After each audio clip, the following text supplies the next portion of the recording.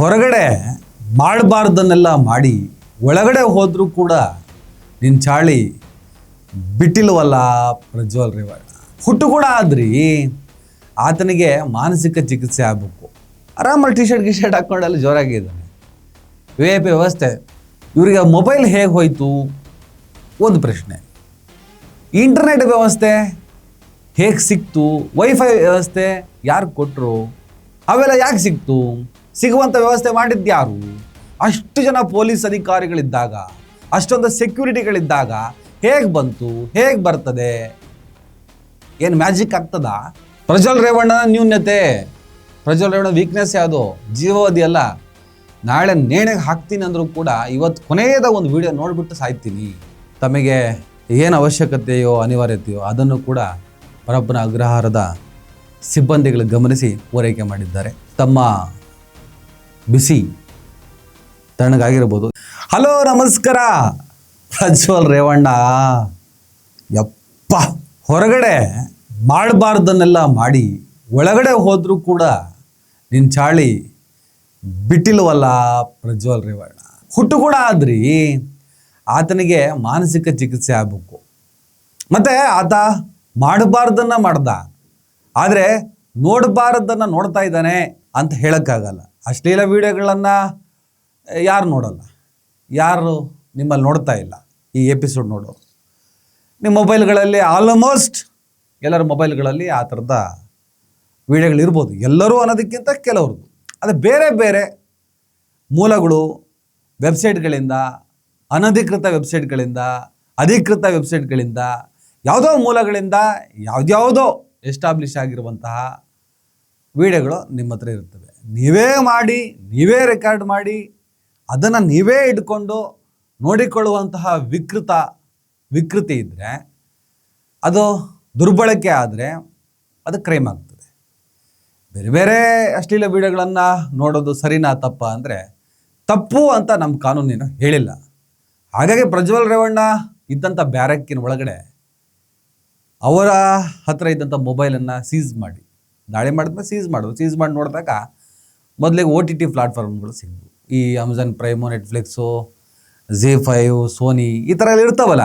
ಪರ್ಟಿಕ್ಯುಲರಾಗಿ ಯಾವುದಿತ್ತು ಅದರ ಬಗ್ಗೆ ನಮಗೆ ನಿಖರವಾದ ಮಾಹಿತಿ ಇಲ್ಲ. OTT ವ್ಯವಸ್ಥೆಗಳನ್ನು ಅವನು ಮಾಡ್ಕೊಂಡಿದ್ದ. ಅಂದರೆ ಸಿನಿಮಾ ನೋಡೋಕ್ಕೆ, ವೆಬ್ ಸೀರೀಸ್ ನೋಡೋದಕ್ಕೆ, ಅಥವಾ ತನಗಿಷ್ಟವಾದಂತಹ ವಿಡಿಯೋಗಳನ್ನು ನೋಡೋದಕ್ಕೆ, ಸಿನಿಮಾಗಳನ್ನು ನೋಡೋದಕ್ಕೆ ಆತ OTTಯನ್ನು ಬಳಸ್ತಿದ್ದ. ಸರಿ, ಇವರಿಗೆ ಮೊಬೈಲ್ ಹೇಗೆ ಹೋಯಿತು ಒಂದು ಪ್ರಶ್ನೆ. ಇಂಟರ್ನೆಟ್ ವ್ಯವಸ್ಥೆ ಹೇಗೆ ಸಿಕ್ತು? ವೈಫೈ ವ್ಯವಸ್ಥೆ ಯಾರು ಕೊಟ್ಟರು? ಕಚಡ ಕಂತ್ರಿ ಖಜ್ಜಿ ನಾಯಿಗಳೆಲ್ಲ ಆಡಳಿತ ವ್ಯವಸ್ಥೆ ಒಳಗಡೆ, ಅಧಿಕಾರ ವ್ಯವಸ್ಥೆ ಒಳಗಡೆ ಹಣ ಸಿಕ್ಕಿದ್ರೆ ತಮ್ಮನ್ನೇ ಬೇಕಾದರೆ ಅಡ ಇಡುವಂತಹ ನಾಲಾಯಕಗಳು, ಕಚಡ ಕಂತ್ರಿಗಳಿರೋದ್ರಿಂದ ಇವೆಲ್ಲದೂ ನಡೀತದೆ. ಪ್ರಜ್ವಲ್ ರೇವಣ್ಣ ಮೊಬೈಲ್ ಬಳಸ್ತಿದ್ದ. ಪರಪ್ಪನ ಅಗ್ರಹಾರ ಜೈಲಿನ ಒಳಗಡೆ, ಮೇಲಲ್ಲ ಒಳಗಡೆ ದಾಳಿ ಆದಾಗ ಅಲ್ಲಿ ಮೊಬೈಲ್ ಸಿಕ್ತು, ಗಾಂಜಾ ಸಿಕ್ತು, ಸಿಗರೇಟ್ ಸಿಕ್ತು, ಏನು ಸಿಗಬಾರ್ದಿತ್ತು ಅವೆಲ್ಲ ಸಿಕ್ತು ಅಂತ ನಾವು ಸುದ್ದಿ ಮಾಡೋದಕ್ಕಿಂತ ಹೆಚ್ಚಾಗಿ ಅವೆಲ್ಲ ಯಾಕೆ ಸಿಕ್ತು? ಸಿಗುವಂಥ ವ್ಯವಸ್ಥೆ ಮಾಡಿದ್ಯಾರು? ಅಷ್ಟು ಜನ ಪೊಲೀಸ್ ಅಧಿಕಾರಿಗಳಿದ್ದಾಗ, ಅಷ್ಟೊಂದು ಸೆಕ್ಯೂರಿಟಿಗಳಿದ್ದಾಗ ಹೇಗೆ ಬಂತು? ಹೇಗೆ ಬರ್ತದೆ? ಏನು ಮ್ಯಾಜಿಕ್ ಆಗ್ತದಾ? ಕೊಡೋದು ಇವರೇ ಕೊಡೋದು. ಯಾರು ಕೊಡೋದು? ಅಲ್ಲಿನ ಪೊಲೀಸ್ ವ್ಯವಸ್ಥೆ. ಯಾಕೆ ಕೊಡ್ತಾರೆ? ಹುಸ್ನಾಯ್ ಕಚ್ಚಿದ್ಯಾ? ನೋ, ಅದಕ್ಕಲ್ಲ. ಕಾಸು ಸಿಗ್ತದೆ. ಅದರಲ್ಲೂ ಪ್ರಜ್ವಲ್ ರೇವಣ್ಣಂಗೆ ಮೊಬೈಲ್ ಕೊಟ್ಟರೆ, ಆ ಮೊಬೈಲ್ಗೆ ವೈಫೈ ವ್ಯವಸ್ಥೆಯನ್ನು ಮಾಡಿಕೊಟ್ರೆ, ಅದರೊಳಗೆ OTTಯನ್ನು ಇಟ್ಟರೆ, ಒಂದಿಷ್ಟು ಪಾಪ ಆತನ ಹಾಬಿ ಹೊರಗಡೆ ಮಾಡಿದ ಕ್ರೈಮು, ಅಶ್ಲೀಲ ವಿಡಿಯೋಗಳನ್ನು ನೋಡುವಂತಹ ಚಟ ತಾನು ಮಾಡಿ ಅದನ್ನು ರೆಕಾರ್ಡ್ ಮಾಡಿ ಆ ಅಶ್ಲೀಲ ವಿಡಿಯೋಗಳನ್ನು ನೋಡುವಂತಹ ವಿಕೃತ, ಆ ಪ್ರಕರಣದಲ್ಲಿ ಜೈಲು ಸೇರ್ಕೊಂಡಿದ್ದಾನೆ. ಆರಾಮಲ್ಲಿ ಟಿ ಶರ್ಟ್ ಹಾಕ್ಕೊಂಡಲ್ಲಿ ಜೋರಾಗಿದ್ದಾನೆ. VIP ವ್ಯವಸ್ಥೆ, ಫ್ಯಾನ್ ತಿರುಗ್ತಾ ಇದೆ. ಆ ಮೊಬೈಲ್ ಇಟ್ಕೊಂಡು ಮಾತಾಡ್ತಿದ್ನಲ್ಲ, ಆ ವಿಡಿಯೋ ನೋಡಿದೆ. ಕನ್ವಿಕ್ಟ್ ಆಗಿರುವಂತಹ ಒಬ್ಬ ಕೈದಿ, ಅದ ಮೇಲ್ಮನವಿ ಸಲ್ಲಿಸಿರ್ಬೋದು. ಅದು ಏನಾಗುತ್ತೆ ಆಮೇಲೆ ನೋಡೋಣ. ಸದ್ಯಕ್ಕೆ ಆತ ಅಪರಾಧಿ, ಆತನ ಅಪರಾಧ ಸಾಬೀತಾಗಿದೆ. ಆತ ಜೀವಾವಧಿ ಶಿಕ್ಷೆಗೀಡಾಗಿದ್ದಾನೆ, ಜೈಲು ಶಿಕ್ಷೆ ಅನುಭವಿಸ್ತಿದ್ದಾನೆ. ಆರಾಮಾಗಿ ಮೊಬೈಲ್ ಯೂಸ್ ಮಾಡ್ತಾ ಇದ್ದಾನೆ, OTT ಮೂಲಕ ಸಿನಿಮಾ ನೋಡ್ತಾ ಇದ್ದಾನೆ, ಮೊಬೈಲಲ್ಲಿ ಅಶ್ಲೀಲ ವಿಡಿಯೋಗಳು ಇಟ್ಕೊಂಡಿದ್ದಾನೆ. ಆಮೇಲೆ ಅದ್ಯಾರ ಪ್ರತಾಪಂಗೆ ಸೇರಿದ್ದು ಈ ನಮ್ಮ ಹೊರಗಡೆ ಇದ್ದಾನಲ್ಲ ಗರ್ಜನೆ, ಆ ಪ್ರತಾಪ ಅಲ್ಲ, ಯಾರಲ್ಲೋ ಪ್ರತಾಪ್ ರೆಡ್ಡಿನ ಯಾರೋ ಒಬ್ಬ ಆತನಿಗೆ ಸೇರಿದ ಮೊಬೈಲು ನಂದಲ್ಲ ಅಂತ ಹೇಳ್ಬಿಟ್ಟು ಏನೋ ನಡೀತಿದೆ ಅಂತೆ. ಅದೇನು ಬೇಕಾದ್ರೂ ಇರಲಿ, ಸದ್ಯಕ್ಕೆ ಮೊಬೈಲು ಪ್ರಜ್ವಲ್ ರೇವಣ್ಣನ ಕೈಲಿತ್ತು. ಆಂಧ್ರ ಮೂಲದ ಸಿಮ್ಮನ್ನು ಬಳಸ್ತಾ ಇದ್ದ. ಅದ್ರ ಬಗ್ಗೆ ತನಿಖೆ ಮಾಡ್ತೀವಿ. ಅಲ್ಲಿ ಯಾರೋ ಒಬ್ಬನ ವೀರಣ್ಣನೋ ಈ ವೀರಣ್ಣನ ಕಾನ್ಸೆಪ್ಟಲ್ಲಿ ಸಪೋರ್ಟ್ ಮಾಡೋಕ್ಕೆ ಹೋಗಿ ವೀರಣ್ಣ ಕೆಲಸ ಕಳ್ಕೊಂಡ. ಮೇ ಬಿ ಅದೇ ಹೆಸರು ಅಂತ ಅಂದ್ಕೊಂಡಿದ್ದೀನಿ ನಾನು. ಅಷ್ಟೇ, ಸಸ್ಪೆಂಡ್ ಮಾಡಿದ್ರು. 15 ದಿವಸನ 1 ತಿಂಗಳನ್ನು ವಾಪಸ್ ಬರ್ತಾನೆ. ಮತ್ತಿದೇ ವ್ಯವಸ್ಥೆ, ಜೈಲಿನೊಳಗಡೆ ಈ ಥರ ಅಕ್ರಮ ನಡೀತಾ ಇದೆ, ಏನು ಹೊಸದಾ? ನಾನೇ 18-20 ವರ್ಷ ಕ್ರೈಮ್ ರಿಪೋರ್ಟರಪ್ಪ, ನನಗೆಲ್ಲ ಕಥೆಗಳು ಗೊತ್ತಿದೆ. ಅವತ್ತಿಂದ ಕೇಳ್ತಾನೇ ಇದ್ದೀವಿ, ಹೊಸ ಸ್ಟೋರಿ ಏನಲ್ಲ ಜೈಲ್ದು. ಆದರೆ ಆ ವ್ಯವಸ್ಥೆನ ಇನ್ನೂ ಬದಲಾಯಿಸೋಕ್ಕಾಗಿಲ್ಲ. ರೇಡ್ ಬೀಳ್ತಾರಂತೆ, ಇನ್ನೊಂದು ಬೀಳ್ತಾರಂತೆ. ಸರಿಯಾಗಿ ವ್ಯವಸ್ಥೆ ಮಾಡ್ಬೋದಲ್ಲಪ್ಪ. ಪ್ರತಿಯೊಬ್ಬ ಪೊಲೀಸ್ ಅಧಿಕಾರಿಗೂ ಸೆಕ್ಯೂರಿಟಿಗೂ ಬಾಡಿ ಕ್ಯಾಮ್ರಾ ವ್ಯವಸ್ಥೆ ಮಾಡಿಬಿಡಿಯಲ್ಲ, ಅದನ್ನು ವಾಚ್ ಮಾಡಿ. ತೀರಾ ಇರುವಂಥ ಒಂದೊಂದು ಜೈಲನ್ನೇ ನೀವು ಕರೆಕ್ಟಾಗಿ ಮೇಂಟೈನ್ ಮಾಡೋಕ್ಕೆ ಬರಲ್ಲ, ಅಬ್ಸರ್ವ್ ಮಾಡೋಕ್ಕೆ ಬರಲ್ಲ. 6 ತಿಂಗಳಿಗೆ ವರ್ಷಕ್ಕೊಂದ್ಸಲ ರೈಡ್ ಮಾಡ್ತೀವಿ, ಮೊಬೈಲ್ ಸಿಕ್ತು, ಅದು ಸಿಕ್ತು, ಮಣ್ಣು ಮಸಿ ಅಂತ ಹೇಳ್ಬಿಟ್ಟು ಸುದ್ದಿ ಮಾಡಿ ಒಂದು ಬೈಟ್ ಕೊಟ್ಬಿಟ್ಟು ಓಯ್ ಅಂತೇಳಿ ಕ್ರಾಂತಿಕಾರಿಯ ಮಾತುಗಳನ್ನು ಆಡಿದ್ರೆ ಆಗ್ತದ? ಆಗಲ್ಲ. ಆಮೇಲೆ ಪ್ರಜ್ವಲ್ ರೇವಣ್ಣ ಏನಪ್ಪ ನಿಮ್ಮ ಕತೆ? ಯಾವ ವಿಚಾರಕ್ಕೆ ಸಂಬಂಧಪಟ್ಟ ಹಾಗೆ ತಾವು ಒಳಗೆ ಹೋಗಿದ್ದೀರೋ ಅಲ್ಲಿ ಅದನ್ನು ನೋಡ್ತಿದ್ದೀರಿ, ನೋಡ್ತಾ ಇದ್ದೀರಿ ಅನ್ನೋದ್ರ ಬಗ್ಗೆ ನಮ್ಮ ಆಕ್ಷೇಪ ಇಲ್ಲ. ನಿಮ್ಮ ಕೈಲಿ ಆ ಜೈಲು ವ್ಯವಸ್ಥೆ ಒಳಗಡೆ, ಆ ಶಿಕ್ಷೆಯ ವ್ಯವಸ್ಥೆ ಒಳಗಡೆ ತಾವು ಮೊಬೈಲ್ ಪಡ್ಕೊಂಡಿದ್ದು ಬಹಳ ತಪ್ಪಾಗ್ತದೆ. ಆದರೆ ನಿಮ್ಮ ಮೊಬೈಲ್ ಕೊಟ್ಟೋರು ಇಲ್ಲಿ A1, ತಾವು A2. ಆ A1ಗಳನ್ನು ಪತ್ತೆ ಹಚ್ಚಿ ಅವರನ್ನು ಪರ್ಮನೆಂಟಾಗಿ ಮನೆಗೆ ಕಳಿಸ್ಬೇಕು. ಆದರೂ ಕೂಡ ಯಾವ ಕಾರಣಕ್ಕೆ, ಯಾವ ಚಟದ ಕಾರಣಕ್ಕೆ ನಾನು ಇಲ್ಲಿ ಬಂದಿದ್ದೀನಿ, ಅದು ಅವನ ಮೊಬೈಲ್ ಇವನ ಮೊಬೈಲ್ ಏನೇ ಹೇಳ್ತಿರ್ಬೋದು ತಾವು, ಅದು ಹಾಗೆ ಅದು. ಆದರೆ ಯಾವ ಕಾರಣಕ್ಕೆ ನಾನು ಇಲ್ಲಿ ಬಂದೆ ಮತ್ತು ಅದೇ ನನಗೆ ಬೇಕು ಅನ್ನೋದಿದೆಯಲ್ಲ, ಬಹುಶಃ ಅದು ನಿಮ್ಮ ನ್ಯೂನ್ಯತೆ, ಪ್ರಜ್ವಲ್ ರೇವಣ್ಣನ ನ್ಯೂನ್ಯತೆ. ಪ್ರಜ್ವಲ್ ರೇವಣ್ಣ ವೀಕ್ನೆಸ್ ಯಾವುದು? ಜೀವಾವಧಿ ಅಲ್ಲ. ನಾಳೆ ನೇಣಿಗೆ ಹಾಕ್ತೀನಿ ಅಂದರೂ ಕೂಡ ಇವತ್ತು ಕೊನೆಯದ ಒಂದು ವಿಡಿಯೋ ನೋಡಿಬಿಟ್ಟು ಸಾಯ್ತೀನಿ. ಈಗ ಗಲ್ಲಿಗೆ ಹಾಕಬೇಕಾದ್ರೆ ಕೇಳ್ತಾರಂತೆ, ಏನಪ್ಪ ನಿನ್ನ ಕೊನೆ ಆಸೆ ಅಂತೇಳಿ. ಮೇ ಬಿ ಪ್ರಜ್ವಲ್ ರೇವಣ್ಣನವ್ರಿಗೆ ಏನಾದರೂ ನಿನ್ನ ಕೊನೆ ಆಸೆ ಏನಪ್ಪ ಅಂದರೆ, ಅನೇಕ ಆಸೆಗಳಿದೆ. ಜನ ಸೇವೆ ಮಾಡಬೇಕು, ಹೊರಗಡೆ ಹೋಗ್ಬೇಕಂತಿದ್ದೆ, ರಾಜಕೀಯದಲ್ಲಿ ಹಂಗಾಗ್ಬೇಕಂತಿದ್ದೆ, ಅಜ್ಜನ ನೋಡಬೇಕು, ಅಪ್ಪನ ನೋಡಬೇಕು, ಚಿಕ್ಕಪ್ಪ ನೋಡಬೇಕು, ನಿಖಿಲ್ನ ನೋಡಬೇಕು, ಕ್ಷೇತ್ರ ಜನತೆನ ಮಾತಾಡಿಸ್ಬೇಕು, ಇಂತಿಂಥವ್ರ ಮಾತಾಡಿಸ್ಬೇಕು, ಈ ಥರ ಏನಾದರೂ ಹೇಳ್ಬೋದಾ ಪಾಪ ಅಂತ ಯಾರಾದರೂ ಅಂದ್ಕೊಂಡಿದ್ರೆ ಪ್ರಜ್ವಲ್ ರೇವಣ್ಣ ಹೇಳ್ಬೋದು, ಇಲ್ಲ ನನ್ನ ಕೊನೆ ಆಸೆ ಒಂದು ವಿಡಿಯೋ ನೋಡ್ಬೇಕು, ಕೊನೆಯದ ಒಂದು ವಿಡಿಯೋ ನೋಡ್ಬಿಟ್ಟು ನೇಣಿಗೇರ್ಬಿಡ್ತೀನಿ.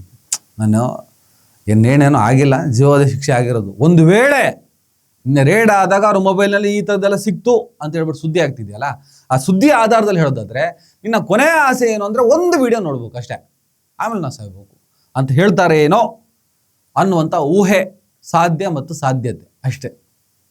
ಹಾಗಾದ್ರೆ ಅಶ್ಲೀಲ ವಿಡಿಯೋ ನೋಡೋದೇನೋ ಕ್ರೈಮ್ ಅಲ್ಲ, ಅದು ನೀವು ನೋಡ್ತಾ ಇದ್ದೀರಿ, ನಾವುಗಳು ನೋಡಿರ್ಬೋದು. ಅರ್ಥ ಆಯ್ತಾ ನಿಮಗೆ? ಅದು ಸಿಗ್ತಾ ಇದೆ ಮಾರುಕಟ್ಟೆಯಲ್ಲಿ ಅಂದಮೇಲೆ, ಮೊಬೈಲ್ ಕೈಯಲ್ಲಿದೆ ಅಂದಮೇಲೆ ಅದು ನೋಡುವಂಥ ವ್ಯವಸ್ಥೆ ಇದೆ. ಅದನ್ನು ಸಂಪೂರ್ಣವಾಗಿ ಬ್ಯಾನ್ ಮಾಡಬೇಕು, ಕಂಪ್ಲೀಟಾಗಿ ಕಡಿವಾಣ ಹಾಕಬೇಕಾಗಿರೋದು ಆಡಳಿತ ವ್ಯವಸ್ಥೆ. ಅವರು ಕಡಿವಾಣ ಹಾಕಿಲ್ಲ ಅಂದಮೇಲೆ ಅದು ನಮಗೆ ಸಿಗುತ್ತೆ ಅಂದಮೇಲೆ ನಾವು ನೋಡ್ತೀವಿ. ಆದರೆ ನಾನೇ ಮಾಡಿ, ಅದನ್ನೇ ರೆಕಾರ್ಡ್ ಮಾಡಿ, ಅದನ್ನೇ ನೋಡುವಂತಹ ವಿಕೃತ ಬ್ಲ್ಯಾಕ್ ಮೇಲ್ ಮಾಡುವಂಥ ತಂತ್ರಗಳು ಬಂದಾಗ ಇದು ತಪ್ಪಾಗ್ತದೆ. ಅದರ ಪರಿಣಾಮನೇ ತಾನೇ ಪ್ರಜ್ವಲ್ ಇವತ್ತು ಜೈಲಲ್ಲಿರು. ಪ್ರಿಯಾಂಕ್ ಖರ್ಗೆ ಅವರು ಹೋಮ್ ಮಿನಿಸ್ಟ್ರು. ಹಲವಾರು ದಶಕಗಳಿಂದ ಜೈಲಿನಲ್ಲಿರುವಂತಹ ಇಂತಹ ಅವ್ಯವಸ್ಥೆಗಳನ್ನು ನಾವು ನೋಡ್ಕೊಂಡು ಬಂದಿದ್ದೀವಿ. ನಿಮ್ಮ ಕಾಲಾವಧಿಯಲ್ಲಿ ಇದು ಶಾಶ್ವತವಾಗಿ ಕೊನೆ ಆಗಬೇಕು.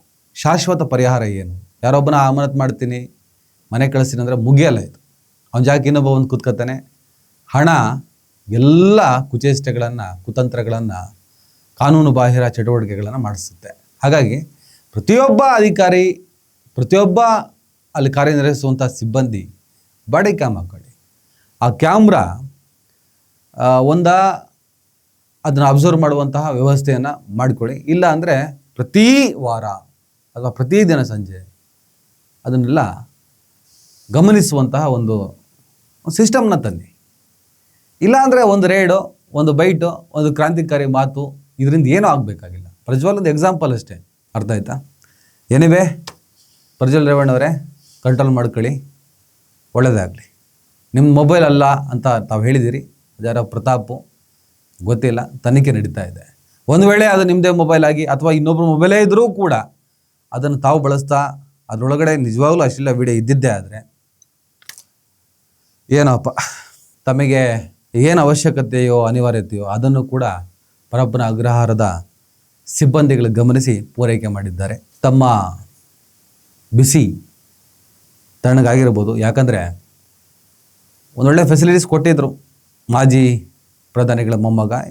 ಕೆಲವು ಪ್ರಭಾವಗಳು ಇದ್ದೇ ಇರ್ತವೆ, ಏನು ಮಾಡೋಕ್ಕಲ್ಲ. ಕೆಲವು ಕಂಡಿದ್ದನ್ನು ಕಾಣದಂತೆ ಇರಬೇಕು, ಹಾಗೆ ಇವನು ಬಿಟ್ಬಿಟ್ಟಿದ್ರು. ಹೋಗಲಿ ಆ ಕಡೆ, ಏನೋ ಮಾಡ್ಕೊಂಡು ಎಡವಟ್ ಮಾಡ್ಕೊಂಡೇನೆ ಅಂತ. ಈಗ ತಗೊಂಡು ಹೋಗಿ ಸಜಾ ಕೈದಿಗಳ ಸೆಲ್ಲಿಗೆ ಹಾಕಿದ್ರು. ಅಲ್ಲಿ ಎಷ್ಟು ದಿನ ಇರ್ತಾನೋ ಗೊತ್ತಿಲ್ಲ. ಆ ಸಜಾ ಕೈದಿಗಳ ಸೆಲ್ಲು ಒಂದು 20 ಜನ ಇದ್ದಾರಂತೆ, 60 ದಾಟಿದಂತಹ ಮುದುಕರು. ಅವರ ನಡುವೆ ಪ್ರಜ್ವಲಣೆ ಇರಬೇಕಾಗಿದೆ. ಅಲ್ಲಿನ ಬಾತ್ರೂಮ್ ವ್ಯವಸ್ಥೆ ಜೈಲಿ ನೀವು ನೋಡಿದಿರಲ್ಲ ಹೇಗಿರ್ತದೆ ಅಂತ. ಕೂತ್ರೆ ತಲೆ ಕಾಣಿಸ್ತದೆ, ಏನು ಭಾರಿ ಏನು ಕ್ಲೋಸ್ ಏನು ಇರಲ್ಲ, ಸುಮ್ಮನೆ ಒಂದು ಅಡೆ ಇರುತ್ತೆ, ತಲೆ ಕಾಣಿಸ್ತದೆ. ಯಾರೋ ಇಣುಕಿದ್ರೆ ಕಾಣಿಸುತ್ತೆ, ತೋರಿಸ್ಬೇಕಾಗ್ತದೆ. ಇಂಡಿಪೆಂಡೆಂಟ್ ಆಗಿ ಇಂಡಿವಿಜುವಲ್ ಆಗಿ ಇದ್ದಾಗ ಸ್ವಲ್ಪ ಕಂಟ್ರೋಲ್ ಆಗಿರಬೇಕು. ಕಂಟ್ರೋಲ್ ತಪ್ಪಿದಾಗ ಏನಾಗುತ್ತೆ, ಜೀವದ ಶಿಕ್ಷೆ ಆಗ್ತದೆ. ಅಲ್ಲಿ ಹೋದ ಮೇಲೂ ಕಂಟ್ರೋಲ್ ತಪ್ಪಿಲ್ಲ ಅಂದಾಗ ಏನಾಗುತ್ತೆ, ಒಂದು 20 ಜನ ಇರುವಂತಹ 60 ವರ್ಷದ ಮುದುಕರ ಮಧ್ಯೆ ಬದುಕಬೇಕಾಗುತ್ತೆ. ಏನೋ ಒಳ್ಳೆಯದಾಗಲಿ ತಮಗೆ. ನಮಸ್ಕಾರ.